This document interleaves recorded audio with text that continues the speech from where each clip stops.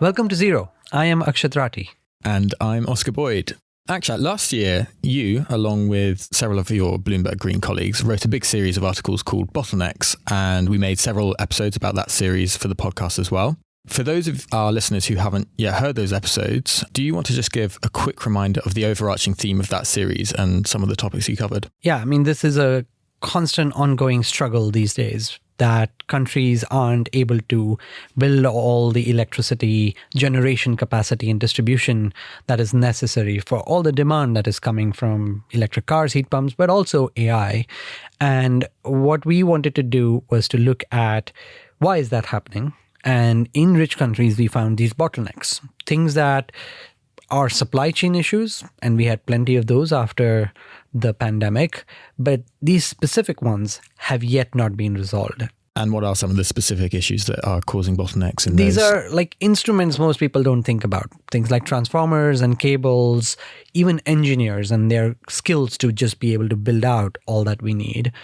And especially in Europe and in North America, these equipment and people bottlenecks is what is really making the build out of electricity very expensive, making it import dependent because it's not like China doesn't have a surplus of capacity to make those things, and making it, well, not self-sufficient if you're going to commit to using so much electricity in the energy system. And you highlight North America and Europe as kind of the problem zones there. Why is it particularly bad in those countries, and why have China and India, for example, escaped this problem so far? Well, historically, in North America and Europe, there has not been, at least for the last 3 decades or so, much growth in electricity demand. And so as a result, the industry had gotten into this maintenance mindset to just keep on building what was necessary and replacing what was going bad. And this was partly because things like LEDs were coming along, making electricity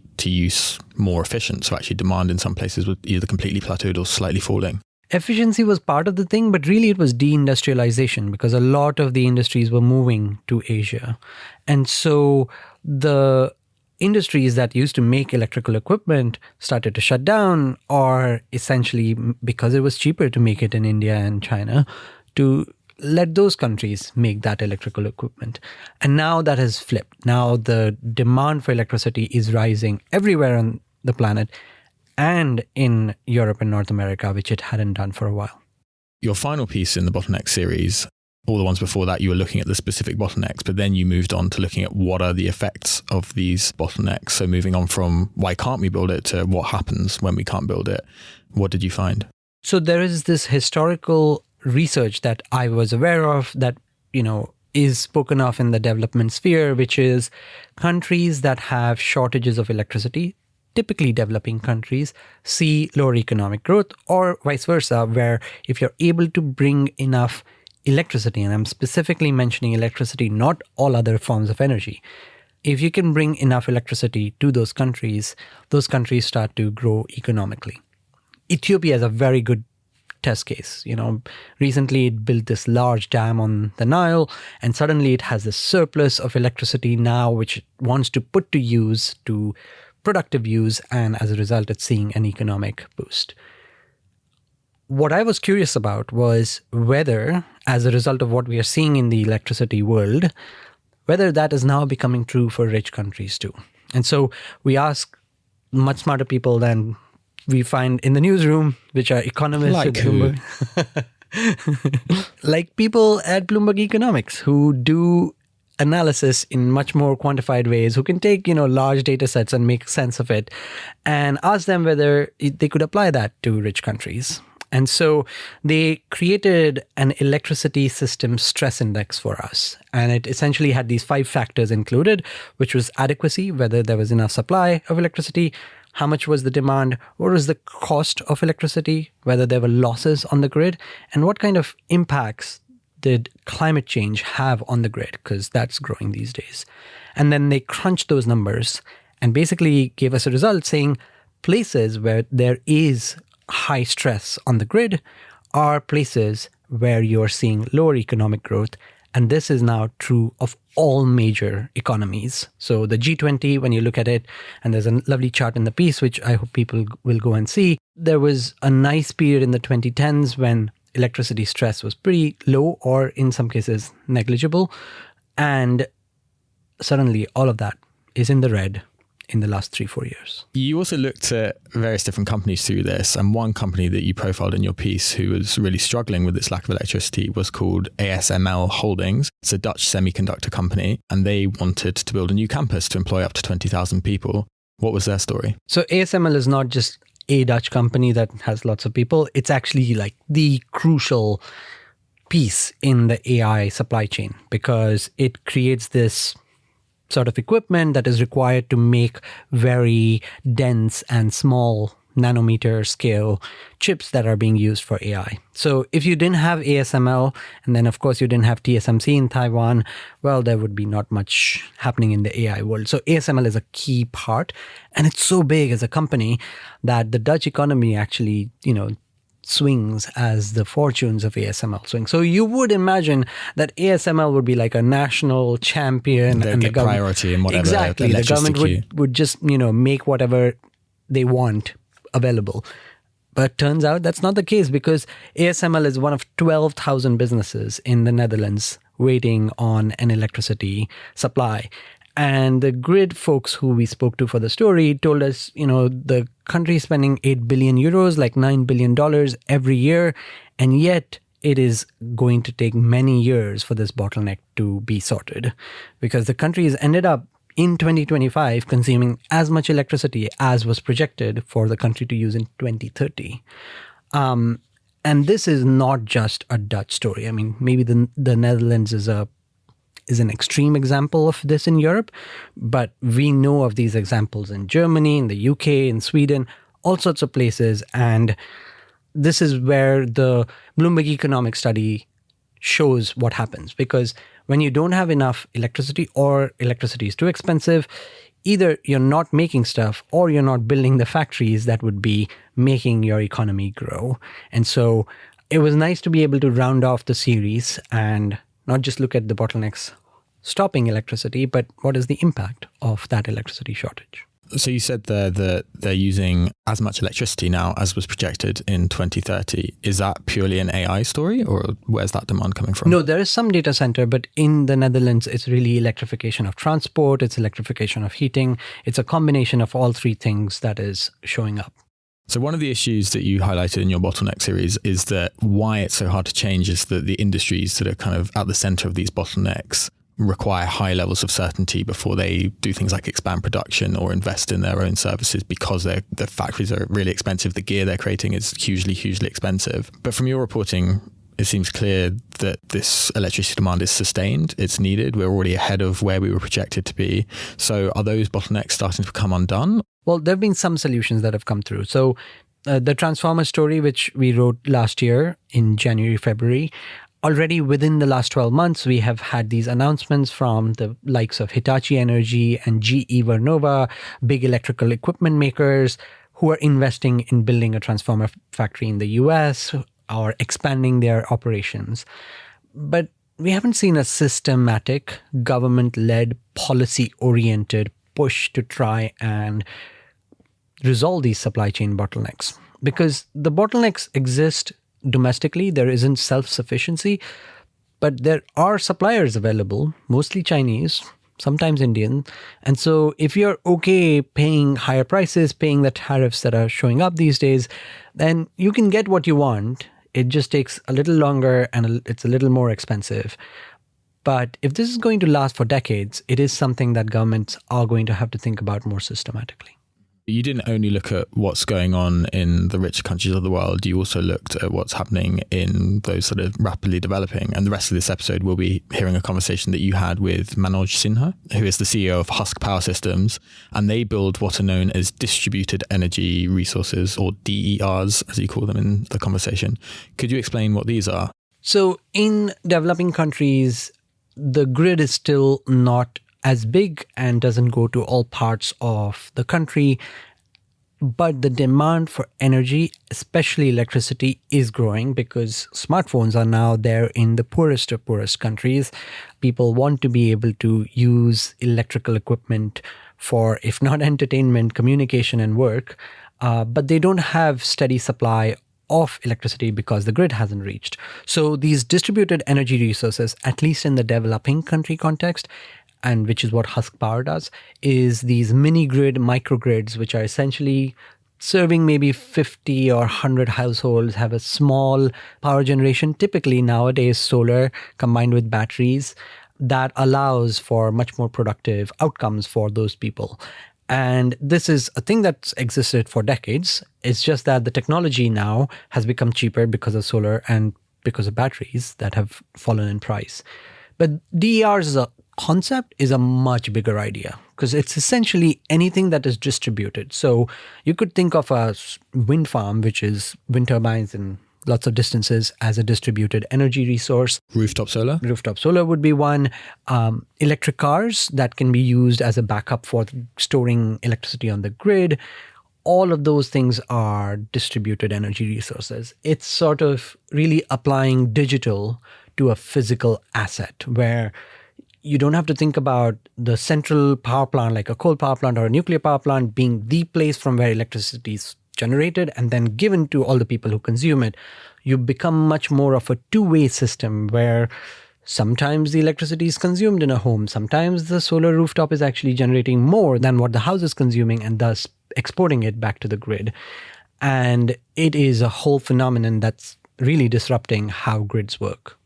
And the relevance to kind of rich countries is if you can use these distributed energy resources well, it might free up some of those bottlenecks that you've been exploring. That's right. It can do so. At least here in the UK, for example, there is a real fight among some utilities saying you could use these DERs to actually not having to build really large transmission lines. In the case of developing countries, is the idea that if you start building these mini microgrids in other parts of the country, then eventually when it is economical for the grid to reach there, you could just combine them with those mini grids and microgrids.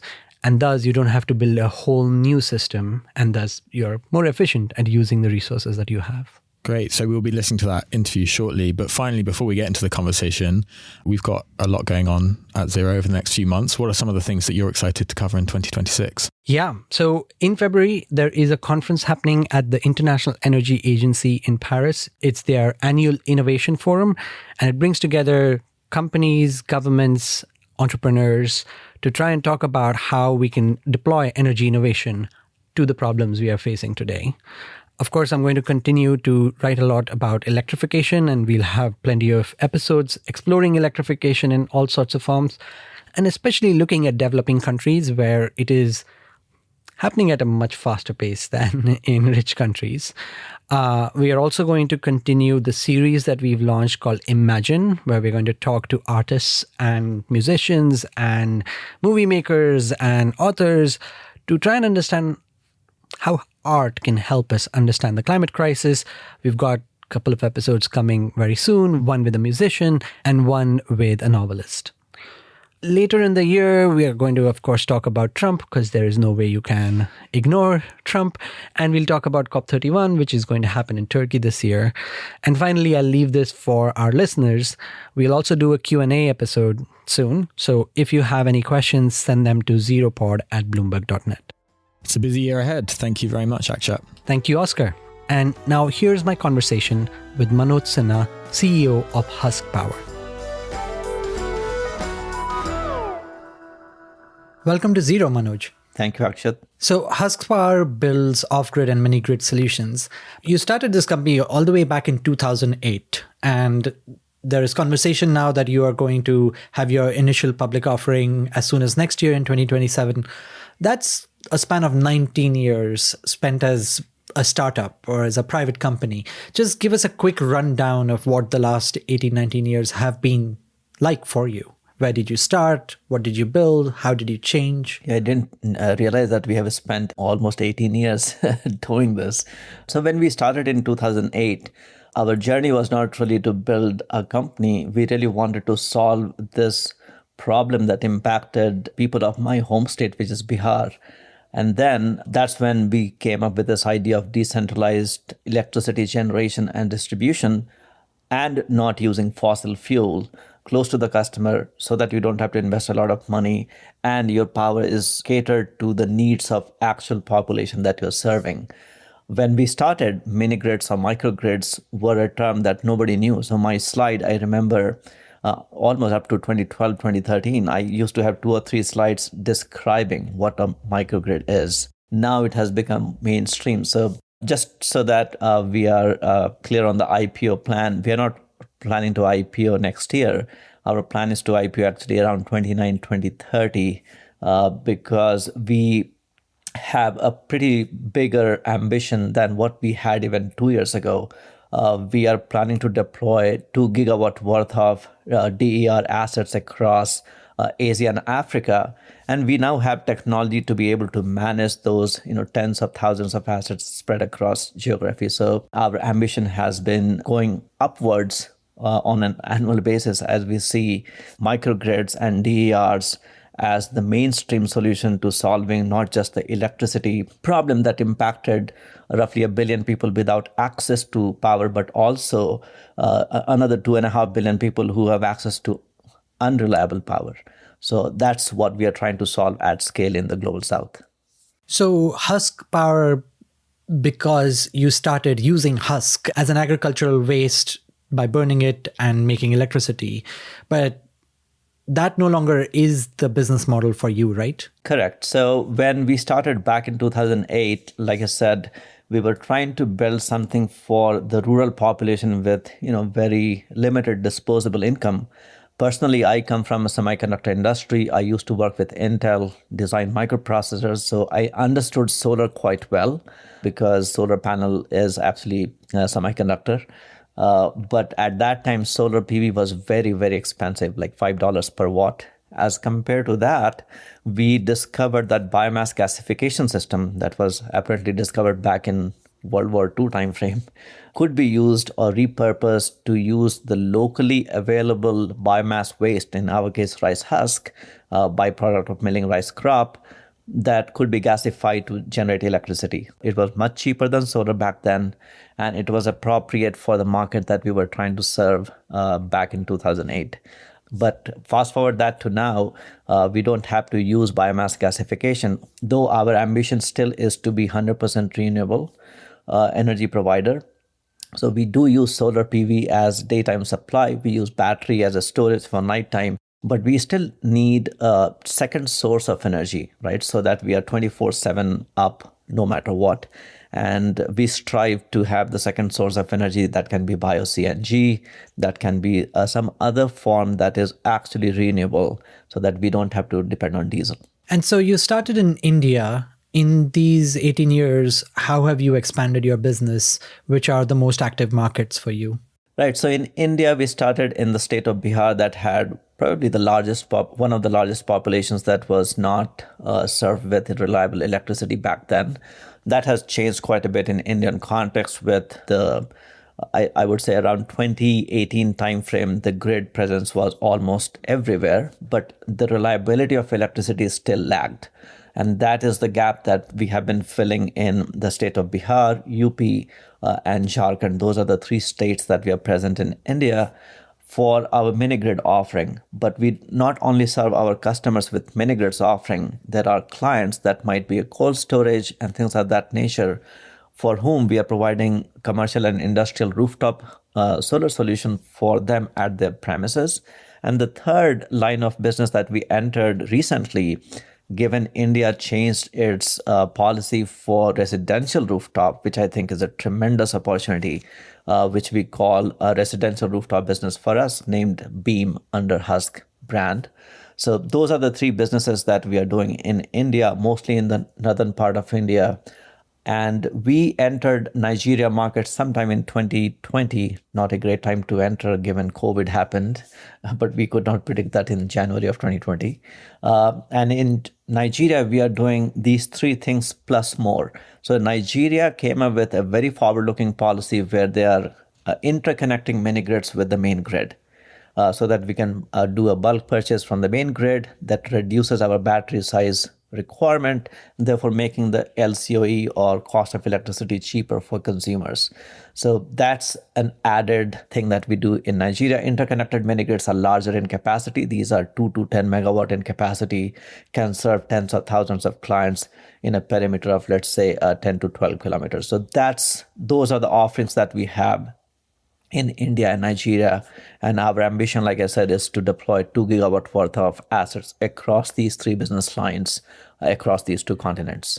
So most recently, we spoke in the context of this series of stories I was working on last year called Bottlenecks. And the goal of that series was to try and tell the story of how electrification is being held back in rich countries. And mostly those came down to equipment, things like transformers and cables, which most people don't think about, but Western countries have lost the capability to manufacture. And then towards the end of that series, I wanted to turn the question and look at what electricity shortages do to countries. And that is a question that has been studied, especially in the context of poor countries, for decades. And we know that when there is reliable electricity provided to a country, there is economic growth that follows. So the University of Nigeria researchers found in one study that just a 1% increase in clean power can lead to an increase of 2.74% in the gross domestic product of that country.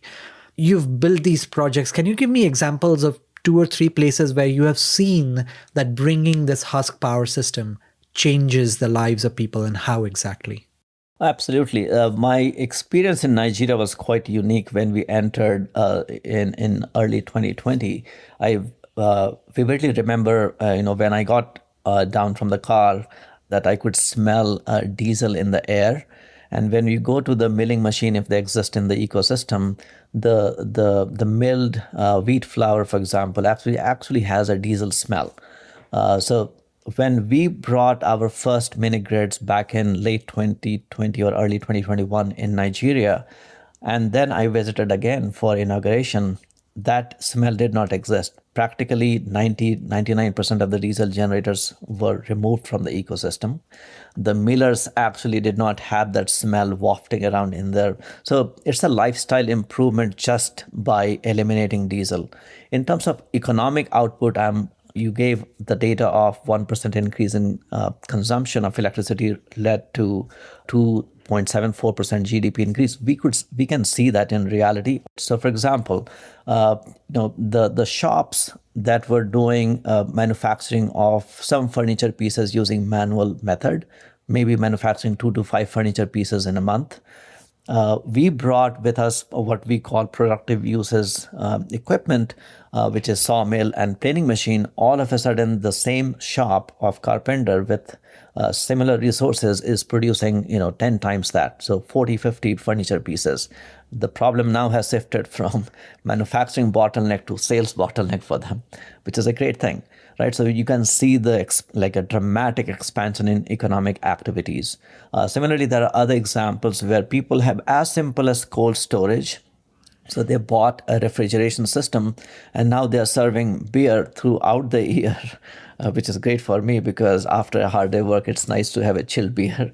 But it's a lifestyle improvement for people who live in that community, but a great outcome for the business that is running and serving people with cold drink.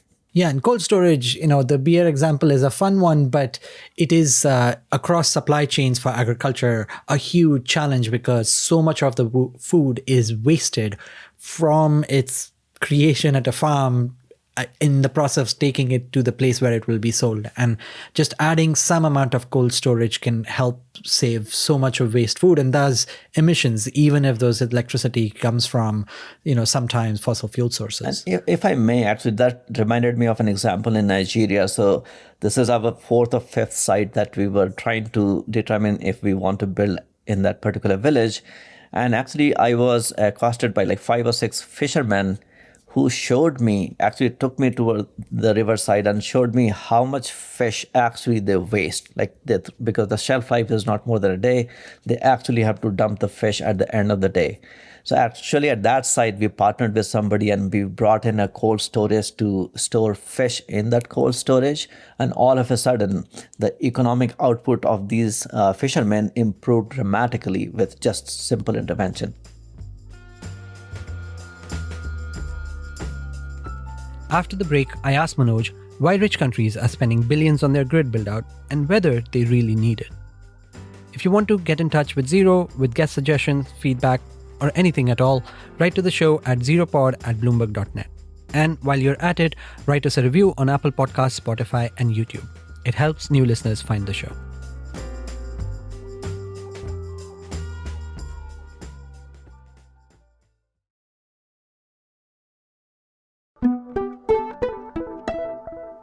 So you live in the US, but your work is focused in Nigeria and India. And typically when people talk about working in developing countries, the context is usually of difficulties because these are places where doing business is hard. There's corruption, there's poorly functioning infrastructure. But at least when it comes to electricity, we are now seeing these bottlenecks everywhere, not just in poor countries, but in rich countries too. And in fact, it is in developing countries that we actually weren't seeing equipment bottlenecks because those are the places where electricity demand has been growing at a pretty rapid clip. And so they have the equipment capabilities and the manpower to actually build out a grid.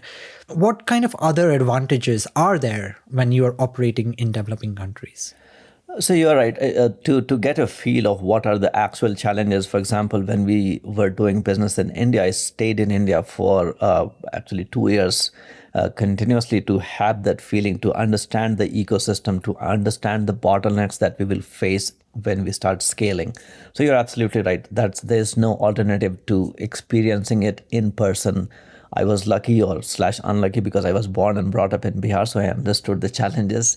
In Nigeria, I had to do a similar thing. Actually, I stayed in that area for multiple weeks to really understand the challenges.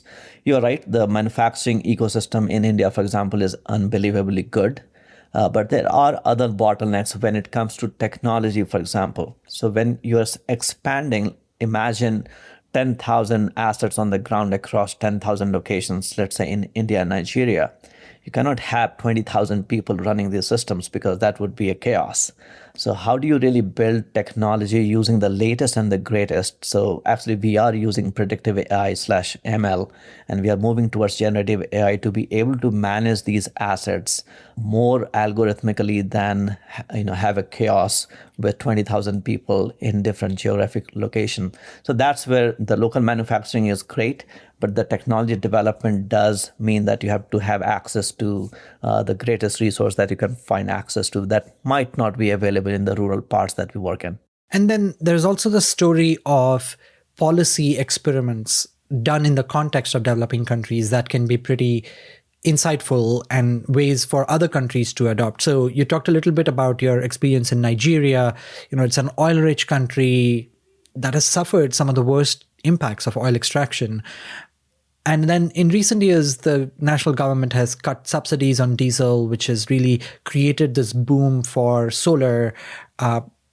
What are the types of policy changes beyond cutting subsidies that have allowed your business to actually work well in Nigeria? So in Nigeria, like I was mentioning, they were they were the first country, to my knowledge, or maybe second after Tanzania, in Africa continent that had a very forward-looking mini-grids policy that allowed and enabled market-oriented solution to come to these, roughly 90 million people in Nigeria who do not have access to any power. That was very forward-looking. That was actually enabled by REA of Nigeria. Again, the World Bank helped, but it was enabled from policy perspective by the REA, which is the Rural Electrification Agency, right? So Rural Electrification Agency of Nigeria has been very, very supportive from also operationalizing the project perspective beyond policy. The second is they were the first country, to my knowledge, that actually built the policy that connected the mini grid to the main grid. Because that's what the future of energy is going to be. It is the interconnection of these DER assets with the centralized assets that will make the grid very resilient and enable us all to go to net zero. So that was very forward looking of Nigeria. And they mandated all the private discos or distribution companies to have at least 10% of their electricity coming from renewable sources. Right. So what that means is they have to tap local decentralized resources to be able to meet that criteria. So the policy is very enabling to bring the latest and the greatest to the market that will ultimately help the consumers. Let's look at India context. India released a policy for residential rooftop in India in, I think, April of 2025. What that did was that mandated at the national level that any distribution company has to honor net metering. So you cannot hide behind net metering policy, right? But they have done an amazing thing, which is a draft NEP. I think it's the National Electrification Program policy that they're going to release pretty soon. They are now enabling peer-to-peer trading of these solar prosumers now, so that they not only have to depend on distribution company, they can actually trade out and in among themselves, right? Which is a very forward-looking policy. And actually, we are participating in that pilot as we speak with certain discoms in India. So this is what a future of energy for India looks like, right? So India is targeting per capita energy that hovers around 1,400 kilowatt hours per capita to actually 4,000 by 2047.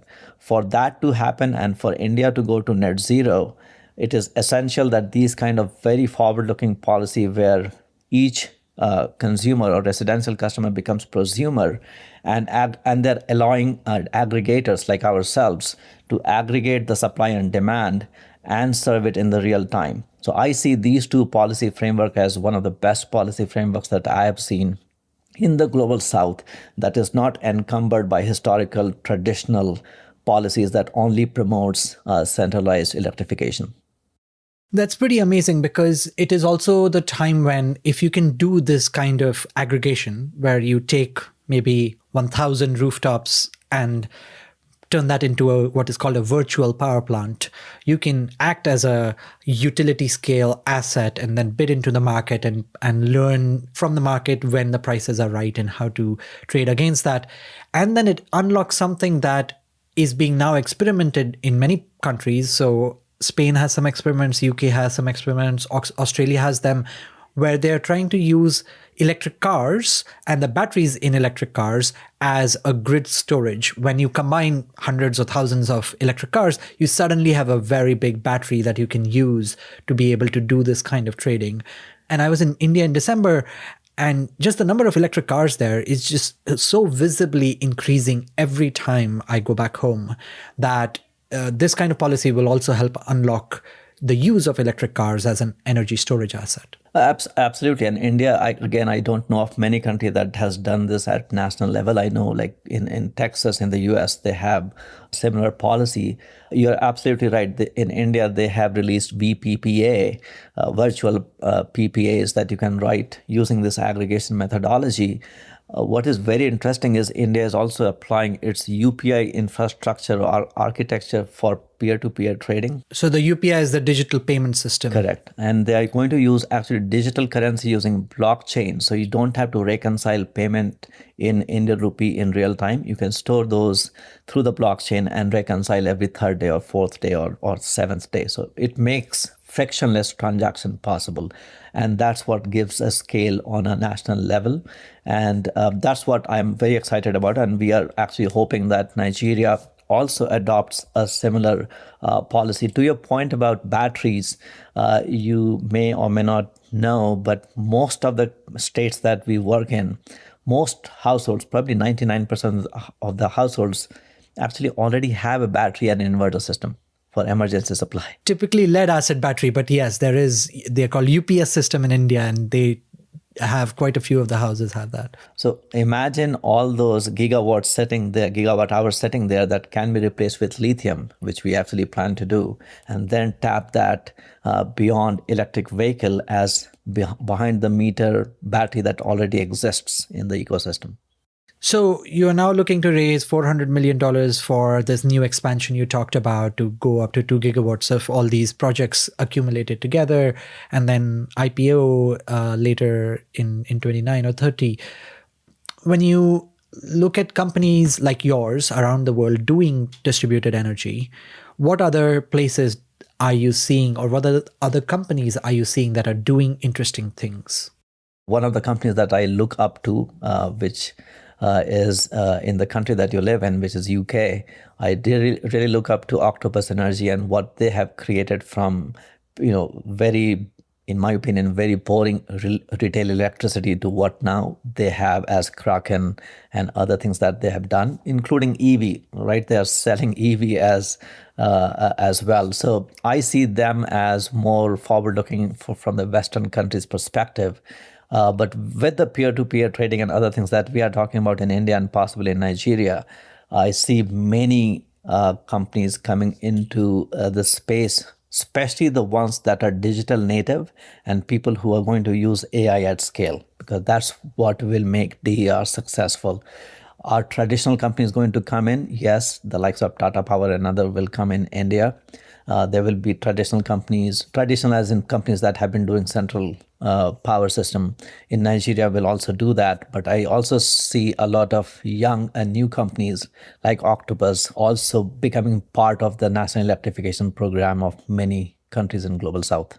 We had Greg Jackson, the CEO of Octopus, on the podcast just a few months ago, which we'll link in the show notes. And it's a very interesting conversation, especially in the latest context where Octopus is splitting up its business with Kraken, its software technology side, becoming its own business, which might even start to rival Octopus Energy on its own at some point. But in the UK context, and this is true of all rich countries, today they are building the grid out because they have been underinvesting in the grid. And the money that they have to spend to build that grid out is enormous. So in the UK, the national grid is going to spend something like £60 billion over the next few years. Similar numbers are talked about in the US. Of course, China, as just a massive electro state, has been building a lot of grid through massive projects. Is there something from the distributed energy world that these places, that these large countries can learn?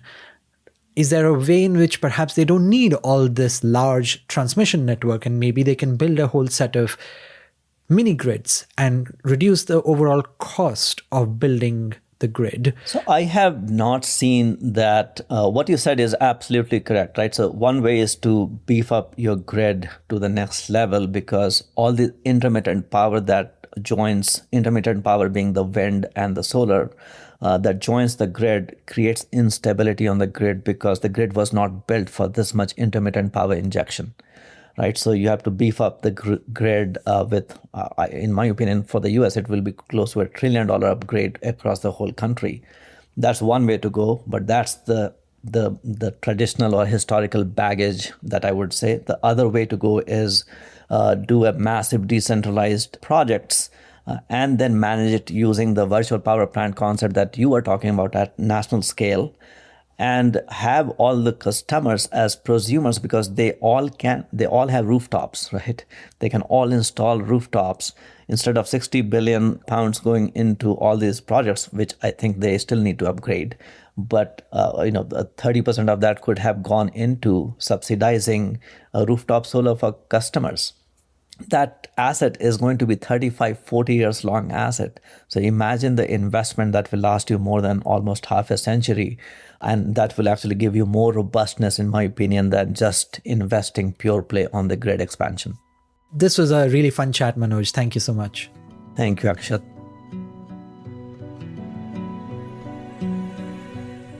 And thank you for listening to Zero. Now for the sound of the week.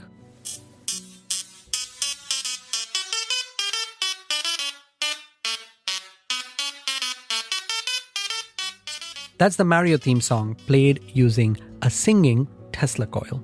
Search for it on YouTube and you'll be greeted with all kinds of songs played alongside a pretty cool display of electrical discharges. If you like this episode, please take a moment to rate and review the show on Apple Podcasts, YouTube, and Spotify. This episode was produced by Oscar Boyd. Our theme music is composed by Wonderly. Special thanks to Marilyn Martin, Somer Sadi, Moses Andem, Laura Milan, and Sharon Chen. I'm Akshat Rathi, back soon.